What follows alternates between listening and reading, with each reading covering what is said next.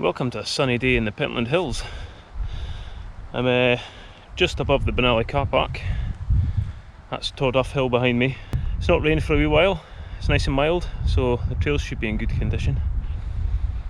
So we're going to start by going up Torduff Hill and I'll get you on the other side of that. That's a punchy little climb, which I don't often do, but sometimes I do it just to make sure I still can.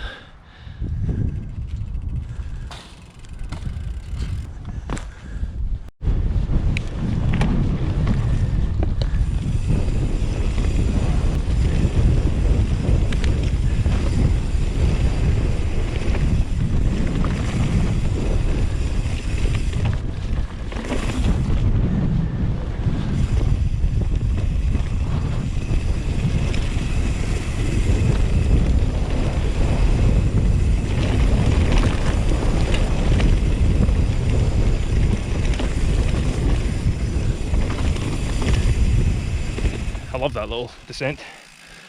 I usually just push it back up to meet the bottom of Scale Extract. I'll give you a plan of the route when we're climbing up Scale Extract.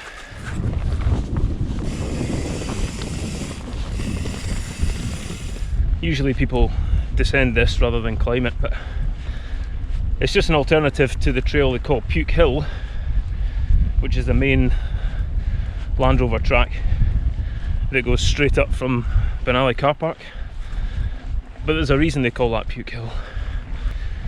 So this is just an alternative way up to Benally Reservoir, and there we'll cut across and join Phantom's Cleuch down to Glencourse Reservoir. We'll go up the valley past Glencourse and Logan Lee reservoirs, and then we'll keep going through Green Cleuch, I think it's called, towards Bavelaw, and then we'll head south and go up towards the Kips, and hopefully we'll do west and east Kip before dropping back down into the valley. That's the plan. Should take about 2.5 hours.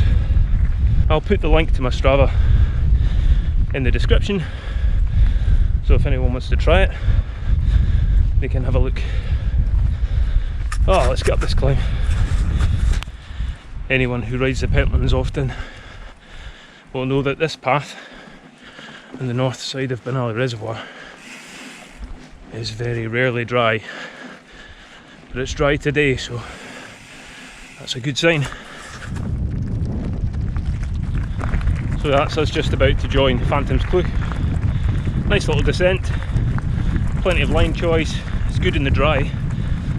I would probably avoid it in the wet because it gets pretty boggy, but it should be good today.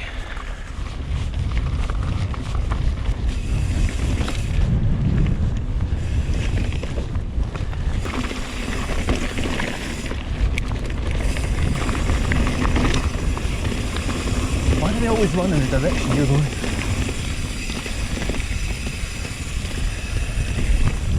There you go. I can never remember the right line. I just make it up every time. Oh, it's probably not the right one.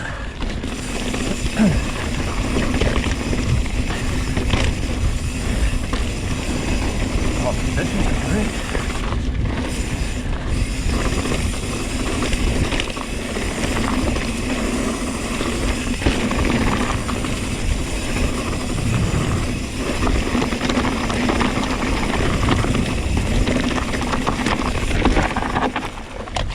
If you're riding this trail in the winter, this is the bit that's going to cause you issues,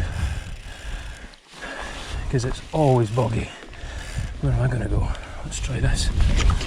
There we go. Yeah, I tend to avoid this trail in the winter just because of this next bit. It's a nightmare, and I guess it probably doesn't do the ground very much good to ride it when it's really boggy.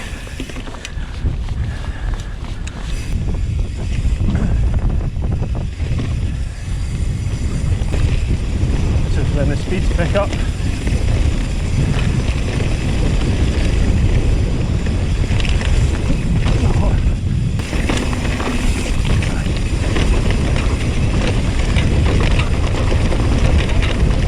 is where I wish I was on the full thrust.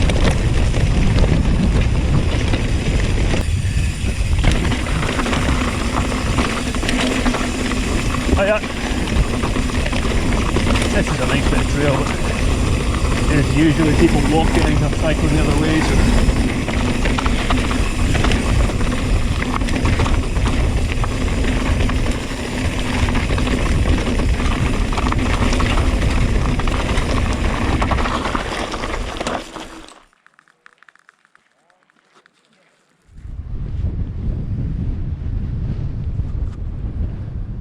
yeah, that descent was good.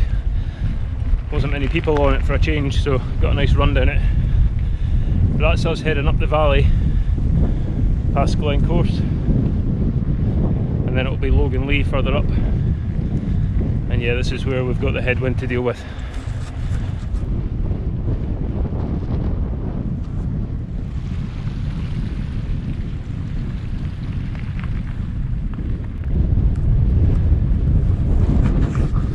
Water's a bit choppy. No fishermen today. Maybe get windsurfing on that. That's the view of the Kips. So that's the objective. We should get a bit of shelter from the wind in a minute. That's the descent. We'll come down after the Kips. Headwind again.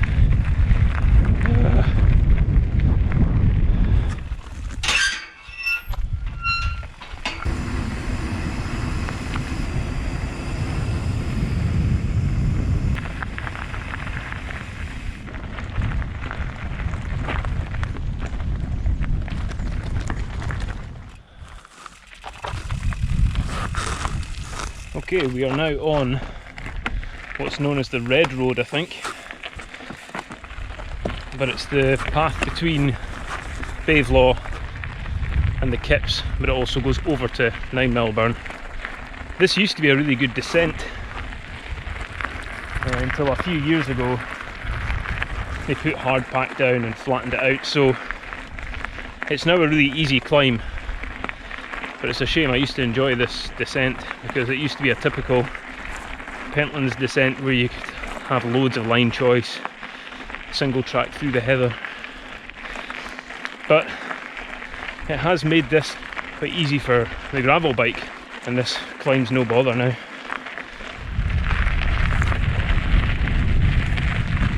All the heather, beautiful. This is a nice sheltered spot, so I'm going to have a bite to eat here.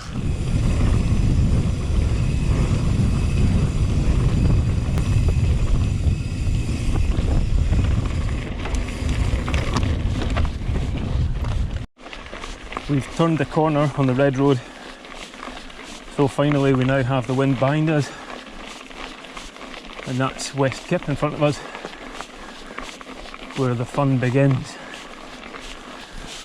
I don't even think this would be climbable on an e-bike. Let me know if anyone's tried.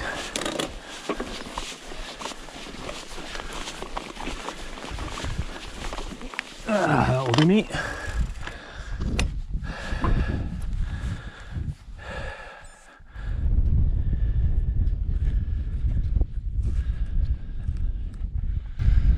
Sore on the calves, this.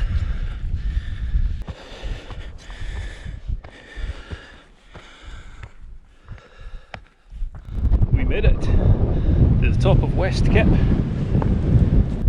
It's really exposed up here, so I don't think I've ever been up here when it's not been windy. What a day.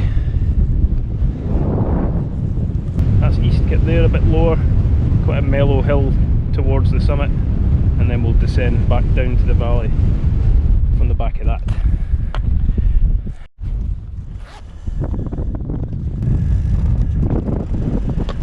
I seem to remember this very start of this descent is pretty techy, so we'll pick our way down that bit.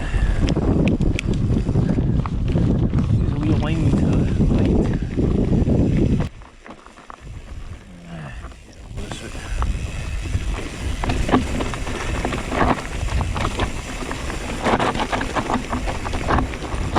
There's a little shortcut. That corner's impossible to take.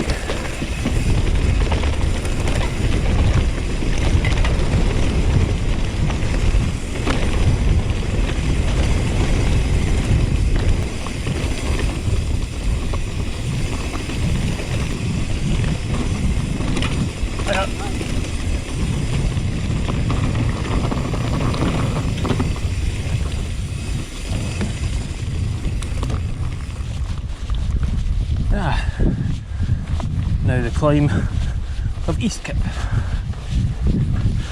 It's a bit steeper than I remember, but we're there now. Okay, summit of East Kip. Bit of a flatter summit, less exposed, so probably a nicer place to stop, and a great view down the valley.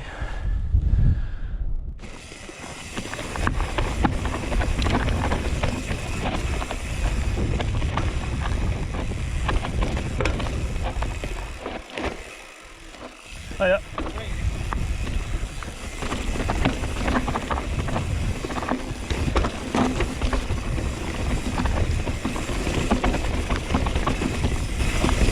That's a bit steeper than I'll use on GoPro.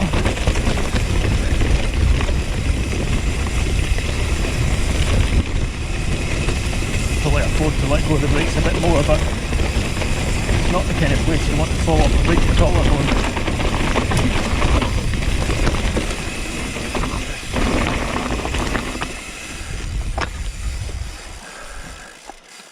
So that's the climb up Scald Law, the highest peak in the Pentlands. But that's not for today, that's for another day. We're going to skirt round East Kip and head down to the valley and then go round Black Hill. Let's get on with it. I don't think this descent is really much to talk about, but the bottom of it's quite good.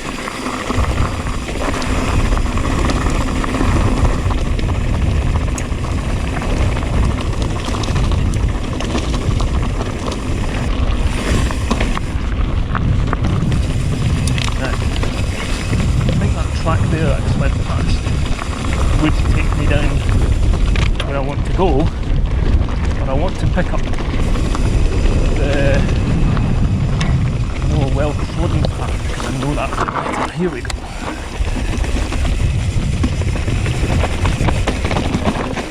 What am I going to do here? Oh, amazing. I didn't think I was going to get over that.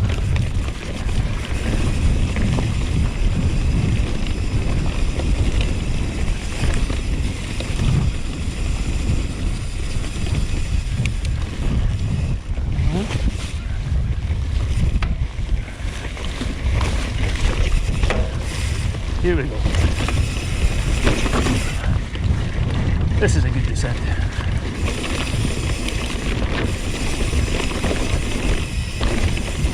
Look at that view.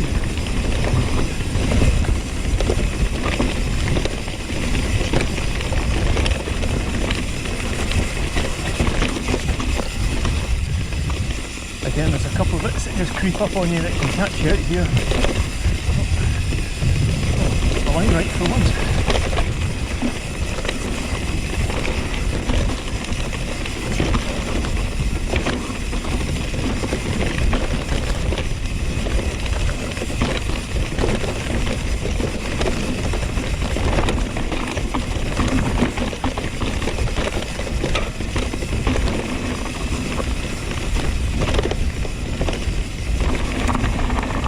Slide down in case there's anyone coming around the corner. Just to get the view at least. Like the water just washing the leaves with that thing.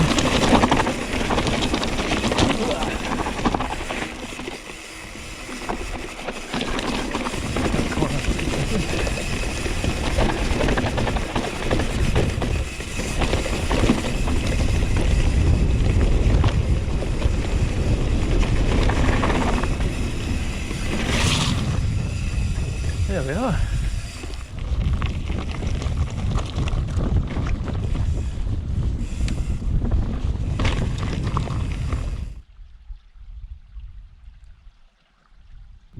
descent was good off East Kip, but as usual it takes hours to go up and 5 minutes to come down.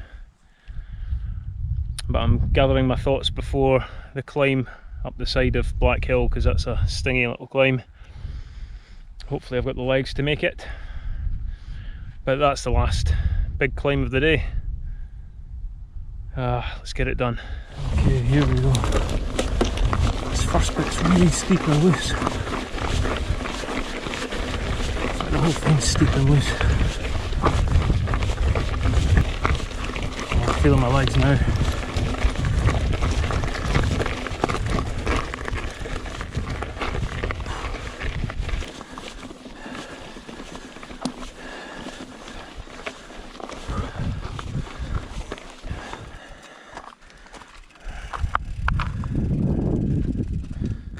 Oh, that climb was tough.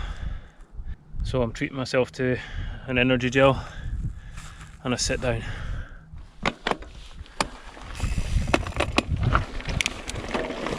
Okay, Black Hill descent.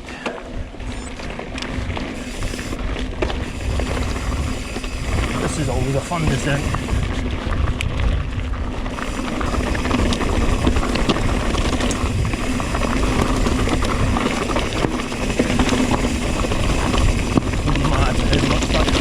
By the water.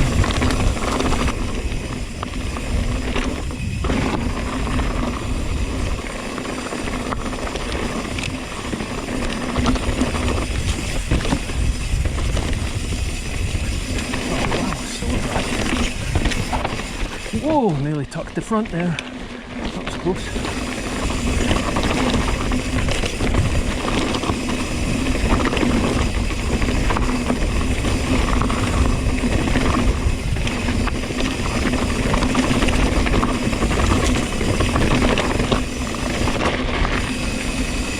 There's a lot going on in that bit.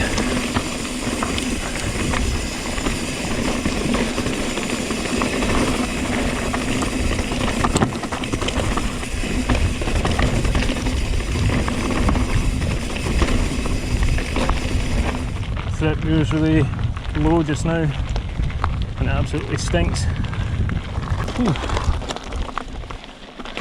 Last little sharp climb up and over to Harlow. Here's a little tip: make sure you're in your easiest gear before you go through the gate, because the climb starts straight away, so there's not much chance to change gear.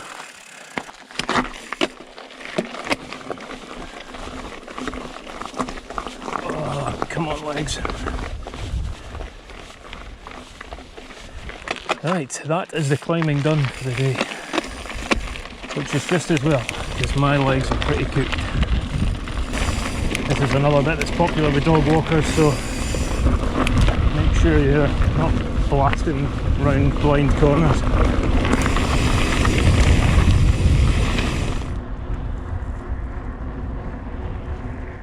This next trail, I think it's called Chocolate Fat on Strava, but you also get a lot of dog walkers on this one, so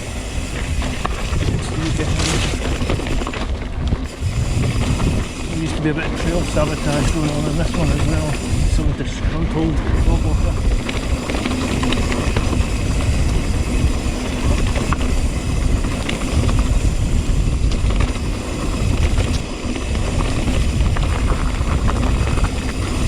I think I crashed here in one of my previous YouTube videos.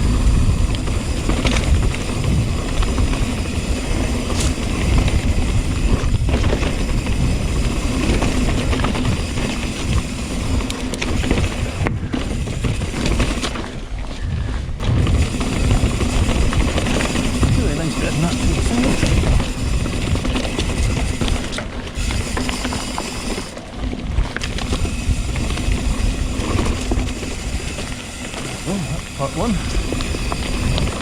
Part two.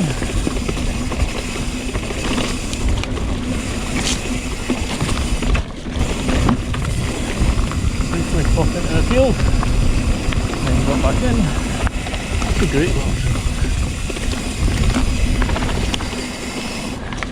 I can't remember the exit that used to do. Yeah, that's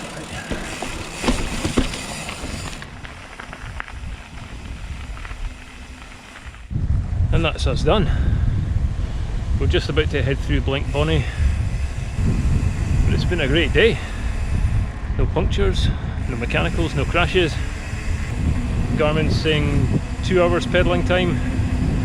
With stops it's probably been about 2.5 hours. Yeah, I'll put the link to my Strava in the description.